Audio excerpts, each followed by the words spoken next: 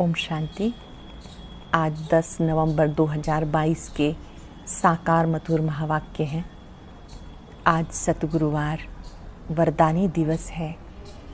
आँख खुलते ही परम सतगुरु हमें दृष्टि देते हैं, वरदान देते हैं, शक्तियाँ देते हैं। आज वरदानी दिवस पर वरदाता का वरदान है, मुरली की हर पॉइंट द्वारा मनन करने वाले, व्यर्थ को समाप्त करने वाले पास विद ऑनर भाव। व्यर्थ से बचने का बहुत सुंदर साधन है हर रोज़ की मुरली के किसी न किसी पॉइंट पर प्रतिदिन मनन करना है। अपने मन को मनसा वाचा कर्मणा सेवा में बिजी रखना है। जो मनसा वाचा कर्मणा बिजी रखते हैं वो व्यर्थ से मुक्त हो जाते हैं। मुरली ही साधन है व्यर्थ से मुक्त होने का। बाबा कहते मीठे बच्चे, तुम्हें इस रुद्र ज्ञान जग का बड़ा कदर होना चाहिए, क्योंकि जग से ही भारत स्वर्ग बनता है। तुम इस जग के रक्षक हो। प्रश्न है, बच्चे बाप व टीचर को तलाक अथवा फारकती कैसे और कब देते हैं? बच्चे बाप व टीचर को तलाक अथवा फारकती कैसे और कब देते हैं? जब बाप अथवा टीचर को भूल जाते हैं, मुरली मिस करते हैं, पढ़ते व सुनते नहीं, तो गोया बाप को फारकती व तलाक दे देते हैं। बाबा कहते बच्चे, तो मुझे तलाक कभी न देना। दूसरा प्रश्न है, तुम्हारा सत्य ज्ञान मनुष्यों को मुश्किल समझ में आता है, क्यों? क्योंकि ये ज्ञान परंपरा नहीं चलता, अभिप्राय लोप हो जाता। इस ज्ञान का किसी को पता ही नहीं। ये नया ज्ञान है, इसे उन्हें समझने में मुश्किल लगता है। गीता है, पितु मातु सहायक स्वामी सखा। ओम शांति। जिसके पास बच्चों का भी योग है, जिसके साथ बच्चों का भी योग है, उनकी बार मनुष्य महिमा गाते रहते हैं और तुम उसकी याद में बैठे हो। अपने को आत्मा समझ, दे अभिमान छोड़, एक ही याद में रहना है। अब तुम आत्म अभिमानी बने हो, पहले थे दे अभिमानी। सतयुग में तुम बाप को नहीं जानते, क्योंकि सुख में होते हो तो बाप याद नहीं रहता। जहाँ दुख में हो तब पुकारते हो। गायन भी है, दुख करता सुख करता। वास्तव में सच्चा सच्चा हरिद्वार जी है। हरि माना बाप का स्थापन किया हुआ सतयुग। वास्तव में सच्चा सच्चा हरिद्वार जी है। मनुष्य हरि कहते हैं श्री कृष्ण को, वैकुंठ को। श्री कृष्ण का हरिद्वार कहते हैं। तुम जानते हो वास्तव में हरि श्री कृष्ण को नहीं कहेंगे, दुख हरने वाले को हरि कहेंगे, माना शिव बाबा को हरि कहेंगे। तुम जानते हो शिव बाबा श्री कृष्ण का द्वार अथवा वैकुंठ सतयुग का द्वार खोलने आए हैं। कोई मकान बनाते हैं तो कोई ओपनिंग सेरेमनी करते हैं ना, तो बाबा आया है हरिद्वार की सेरेमनी करने। कृष्ण की राजधानी में कंस तो होता नहीं। बाप द्वारा हम स्वर्ग का वर्षा ले रहे हैं। बाप आकर स्वर्ग की स्थापना की सेरेमनी कर रहे हैं। स्थापना को सेरेमनी कहा जाता। मकान का पहले फाउंडेशन लगाया जाता, फिर मकान बनकर पूरा होता, फिर सेरेमनी की जाती। बाप फाउंडेशन लगाने आए, 1937 में फाउंडेशन लगाया। अब तुम उसकी स्थापना कर रहे हो। तुमको खुशी है कि बाबा आया है नई दुनिया स्थापन करने, और हम नई दुनिया में जा रहे हैं पुरुषार्थ करके। तो इस पृथ्वी पर स्वर्ग था, अब फिर स्वर्ग की स्थापना कर रहे हैं। हर एक को पैगाम दे रहे हैं। धर्म स्थापक को पैगंबर कहा जाता। सच्चा सच्चा पैगाम तो मैं ही देता हूँ। अब ज्ञान सुनो। बाबा कहते जन्म जन्मांतर तुम भक्ति करते आए हो, अब ज्ञान सुनो। फिर सतयुग में ज्ञान नहीं सुनेंगे। कहा जाता ज्ञान अंजन सतगुरु दिया अज्ञान अंधेर विनाश। सतयुग में तो अंधकार है नहीं जो भक्ति करें। बाप से ज्ञान लो और अपना जीवन ऊंच बनाओ। तुम जानते हो राम राज्य किसको कहा जाता? राम राज्य किसको कहा जाता? तुमको सारी रोशनियाँ मिली है बाप से, क्योंकि बाप आते हैं, जगाते हैं। अब देखो दीपावली मनाते हैं, उसमें दीपक कोई छोटे कोई बड़े बनाते। अब ये छोटे बड़े दीपक सब जग रहे हैं, आत्मा रूपी दीपक सब जग रहे हैं। ज्ञान का घृत मिल रहा है। मनुष्य मरते हैं तो दीपक में घृत डालते हैं ना, कि प्राणी अंधकार में ठोकरें ना खाए। वो हद की बातें, तुम्हारी है बेहद की बातें। पहले एक की भक्ति करते थे, अर्थात शिव बाबा की भक्ति करते थे। अब तो मनुष्य टिवाटे की भी भक्ति करते हैं। सबसे पहले सोमनाथ का मंदिर बना, शिव की भक्ति शुरू हुई। भक्ति करते करते अब टिवाटे की भक्ति करते। भक्ति की बहुत सामग्री है, जितनी वृक्ष की सामग्री है। बीज से देखो कितना बड़ा वृक्ष निकलता। भक्ति भी ऐसे है। ज्ञान है बीज। तो ये सृष्टि तो अनादि विनाशी है, इसका कभी विनाश नहीं होता। ये सृष्टि चक्कर लगाती रहती है। बीज भी एक है तो झाड़ भी एक है। बीज है शिव बाबा, झाड़ ये है जहाँ बैठे हैं, सृष्टि रूपी झाड़। ऐसे नहीं कि आकाश में, पताल में, सूर्य में, चांद में दुनिया है। ये तो साइंस वाले चंद्रमा में जाकर रहने की कोशिश करते हैं, परंतु ये नहीं जानते कि इसी साइंस से सारी दुनिया का विनाश होना है। और राज्य तुम ले लेंगे। तुम कहेंगे ये भी ड्रामा में नूंद है। दूसरे दिन बातों को समझेंगे नहीं। रजाई तुमको मिलनी है, क्योंकि यहाँ कनेक्शन है क्रिश्चियनपुरी और क्रिश्चियनपुरी का। क्रिश्चियनपुरी और क्रिश्चियनपुरी का। उन्होंने भारतवासियों को आपस में लड़ाकर क्रिश्चियनपुरी को क्रिश्चियनपुरी बनाया। क्रिश्चियन ने भारतवासियों का आपस में लड़ाकर क्रिश्चियनपुरी को क्रिश्चियनपुरी बनाया। अब आप कहते हिसाब तो लेना है ना। इनको आपस में लड़ाकर मक्खन तुमको देते हैं। रूस और अमेरिका महान शक्तियाँ हैं, इनको आपस में लड़ाकर मक्खन तुमको देते, अथवा तुमको विश्व का मालिक बनाते हैं। वो आपस में लड़ेंगे ज़रूर। वह समझते हम पहलवान हैं, वो कहते हम पहलवान हैं, हम जीतेंगे। लेकिन सबसे पहलवान तो तुम निकल पड़े हो। जीत तुम्हारी होनी है। महावीर और महावीर नहीं कहा जाता है ना। बाप कहते माया के तूफान तो आएंगे, परंतु कर्म में कभी नहीं लाना। योग बात से स्थापना हो रही है और बहुबात से विनाश हो रहा है। उठते बैठते चलते फिरते एक बाप को याद करो। इसको कहा जाता है योग बल। फिर कहा जाता है ज्ञान बल। ज्ञान बल क्यों कहा जाता? क्योंकि शास्त्रों में बल नहीं है। उनसे कोई मुक्ति, जीवन मुक्ति नहीं मिल सकती, इससे उनको ज्ञान नहीं कहा जाता। भक्ति के शास्त्र कहेंगे, ज्ञान का कोई शास्त्र होता नहीं। अब जो राम के पुस्तक बने हैं या जो भी शास्त्र आते हैं, सब लड़ाई में ख़त्म हो जाएंगे। सदगति मिल जाती है, सब मनोकामना पूर्ण हो जाती है, वहाँ कोई कामना नहीं रहेगी सतयुग में। अब तुम 84 के चक्कर को जान गए हो। तुम अभी व्यंत नहीं कहेंगे।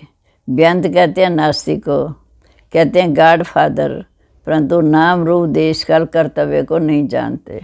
तुम उनकी नई दुनिया की स्थापना, पतितों को पावन करने के कर्तव्य को जान गए हो। मनुष्य तो रावण को जलाते हैं, तुमको हंसी आती है। पहले तुम भी जलाते थे। अभी तो रावण राज्य का विनाश होना है।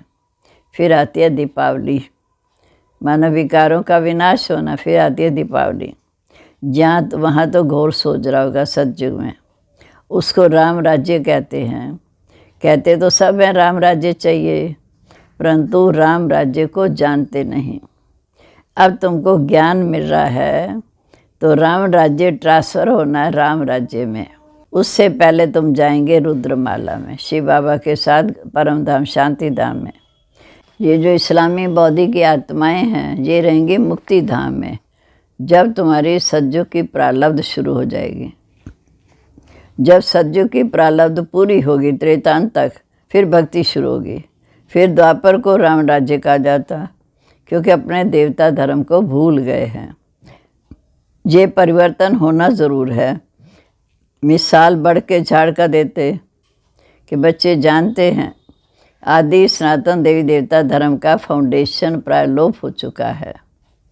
बढ़ के झाड़ का मिसाल देते कलकत्ता में, उसकी जड़ ख़त्म होती जा रही है, बाकी फैलता जा रहा है। ऐसे बाबा मिसाल देते आदि सनातन देवी देवता धर्म प्राय लोप हो चुका है, बाकी सब धर्म सृष्टि पर मौजूद हैं। ये इस समय सब धर्म भ्रष्ट कर्म भ्रष्ट हो गए हैं। अब देवी देवता धर्म स्थापना हो तब ये धर्म सब विनाश हो जाएंगे।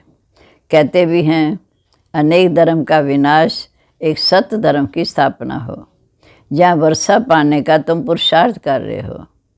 जो धारणा करेंगे कराएंगे वह उच्च पद पाएंगे। जो बाप की शिक्षाओं को धारण करेंगे कराएंगे वह उच्च पद पाएंगे। बाप कहते मुख्य बात ज़रूर धारण करो कि हमको इस समय निराकार परमपिता परमात्मा पढ़ा रहे हैं।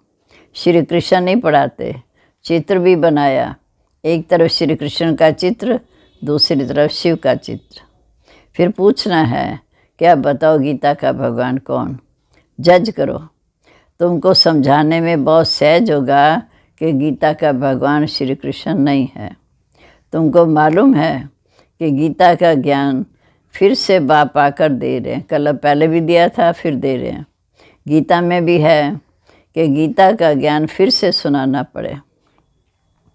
गीत तो तुमने नहीं बनाए, बनाने वाले मनुष्यों ने बनाए हैं, परंतु वे अर्थ को नहीं जानते। कहते हैं गीता के भगवान ने ये ज्ञान घोड़े गाड़ी रथ में बैठ कर दिया। अब श्री कृष्ण के लिए कोई घोड़े गाड़ी थोड़ी आएगी। अगर श्री कृष्ण होगा बड़े बड़े धनवान आ जाएंगे। जहाँ तो देखो अपनी मोटर, मानो शरीर रूपी मोटर भी शिव बाबा कहते मेरी नहीं है, मैं आता हूँ पति शरीर में, मैं गुप्त हूँ ना। श्री कृष्ण की तो बात ही नहीं। फिर तुम तो भक्ति मार्ग में कितना मान रखते हो मेरा। सोमनाथ का मंदिर बनाते हो, कोई एक मंदिर थोड़ी होगा, अनेक होंगे। फिर उनको लूटा भी है मोहम्मद गजनी ने। तो सारी बेहद की हिस्ट्री ज्योग्राफी को तुम जान गए हो। बाप को कहा ही जाता है नॉलेजफुल। तो जहाँ ज्ञान भी दिया जाता, पढ़ाई भी पढ़ाई जाती। ज्ञान है मन मना भाव। फिर मध्याजी भाव पढ़ाई पढ़ाते। टीचर और गुरु का पाठ इकट्ठा है। सारे वर्ल्ड की हिस्ट्री ज्योग्राफी बाप तुम्हें पढ़ाते हैं। फिर बाबा कहते सच्ची सच्ची नंस तुम हो, क्योंकि तुम एक को याद करते हो। नंस को गले में क्रॉस पड़ा रहता है। क्राइस्ट को याद करती हैं, समझती हैं कि क्राइस्ट गॉड का बच्चा था। तुम जानते हो कि क्राइस्ट थोड़ी गॉड का बच्चा था। क्राइस्ट की आत्मा गॉड का बच्चा था, आत्मा रूप में। ऐसे तो हम सभी हैं। बाप इस समय आकर 3 धर्म की स्थापना करते हैं। ब्राह्मण, देवता, क्षत्रिय। तुम ऊंची तो ऊंची चोटी ब्राह्मण हो, क्योंकि तुम ऊंच तो ऊंच विश्व की सेवा करते हो। मनुष्यों को तो आत्मा का ज्ञान हो। तुम आत्मा ही बाप से वर्षा लेते हो। बराबर कलब कलब बाप के संगम युग पर आकर वर्षा देते हैं। शास्त्रों में तो जुगे जुगे लिख दिया, कलब अक्षर बीच में निकाल दिया। उनका नाम है पतित पावन। तो जुगे जुगे आकर क्या करेंगे? कलब में एक ही बार आकर पावन बनाकर फिर साथ ले जाते हैं। तो बाबा कहते मुझे तलाक मत देना, कभी मेरा हाथ ना छोड़ना। आजकल स्त्रियां पति को तलाक दे देती हैं, वैसे हिंदू नारी पति को कभी तलाक नहीं देती। तुमको मुरली रोज़ सुननी है। मुरली नहीं सुनते तो गोया बाप टीचर गुरु को भूल जाते हो। तुम्हें मुरली ज़रूर सुननी है। मुरली नहीं सुनते तो गोया बाप टीचर गुरु को भूल जाते हो। ये भी जैसे तलाक हो गया, तुमको भी कितना अटेंशन देना है। अब ना पास होंगे तो कलब कल्पांतर ना पास हो जाएंगे। अंत में सबको मालूम पड़ जाएगा कि किस किसने कितनी पढ़ाई पढ़ी थी। सब कहते हैं शांति चाहिए, गोया मुक्ति चाहते हैं। कहते हैं दुख में सिमरन सब करे, सुख में करे न कोई। जो सुख में सिमरन करे तो दुख काहे को होए। तो आधा कलब सुख, आधा कलब दुख है। सुख दुख का खेल भारत पर ही है। हम तो कहेंगे कि हम ही देवता थे, फिर हम ही क्षत्रिय बने, हम ही शूद्र वैश्य बने, फिर शूद्र बने। तो हम सो का अर्थ भी कोई नहीं जानते। बाप कहते मन मना भव मध्याजी भव। खुद धारण कर औरों को धारण कराएंगे तो हो सौभाग्य। बाबा की शिक्षाओं को खुद धारण कर औरों को कराएंगे तो हो सौभाग्य, क्योंकि याद से ही विकर्म विनाश होंगे। कहाँ गंगा में स्नान करना, कहाँ योग में रहकर पावन बनना, अंतर है ना। फिर बाबा कहते बच्चों को यज्ञ के पैसे की बहुत कदर होनी चाहिए, क्योंकि इससे भारत स्वर्ग बनता है। गरीबों की पाई पाई से भारत स्वर्ग बनता है। बाप है गरीब निवास, गरीबों की पाई पाई पड़ेगी तभी तो भविष्य साकार बनेंगे। स्वर्ग में हेल्थ वेल्थ हैप्पीनेस है। अगर हेल्थ वेल्थ है तो हैप्पीनेस भी है। अगर हेल्थ हो वेल्थ ना हो तो भी हैप्पीनेस नहीं हो सकती। सज्जू में हेल्थ भी है वेल्थ भी है, सदैव हैप्पी रहते हैं। वहाँ कभी रोते नहीं, तो तुमको भी यहाँ रोना नहीं। परंतु माया के तूफान मुरझा देते हैं। हेल्थ मिलती है हॉस्पिटल से, वेल्थ मिलती है पढ़ाई से। सो तो देखो मेरे बच्चे कितने गरीब हैं कि इनको 3 पैर पृथ्वी के भी नहीं मिलते। पर बाबा कहते 3 पैर पृथ्वी में भी हॉस्पिटल कम यूनिवर्सिटी खोल दो, क्योंकि यहाँ से सबको हेल्थ वेल्थ मिलती है। अच्छा, मीठे मीठे सिक्के लदे बच्चों प्रीत, माता पिता बाप दादा का याद प्यार, गुड मॉर्निंग। रूहानी बाप की रूहानी बच्चों को नमस्ते। हम रूहानी बच्चों की रूहानी बाप दादा को नमस्ते। नमस्ते बाबा, गुड मॉर्निंग। शुक्रिया बाबा, शुक्रिया। कितनी हमें ऊंची पढ़ाई पढ़ाकर स्वर्ग के अधिकार दे रहे हो। अब धारणा के लिए मुख्य सार। पहली पॉइंट है, माया के तूफानों में कभी मुरझाना नहीं है। माया के तूफानों में कभी मुरझाना नहीं है, सदैव खुशी में रहना है। दूसरा, हमको निराकार बाप पढ़ाते हैं, इस नशे में रहना है। हमको निराकार बाप पढ़ाते हैं, इस नशे में रहना है। झूठी दुनिया में कोई भी कामना नहीं रखनी है। बाबा सज्जू में सब कामनाएं पूर्ण कर देगा। अब वरदान। आज वरदानी दिन है।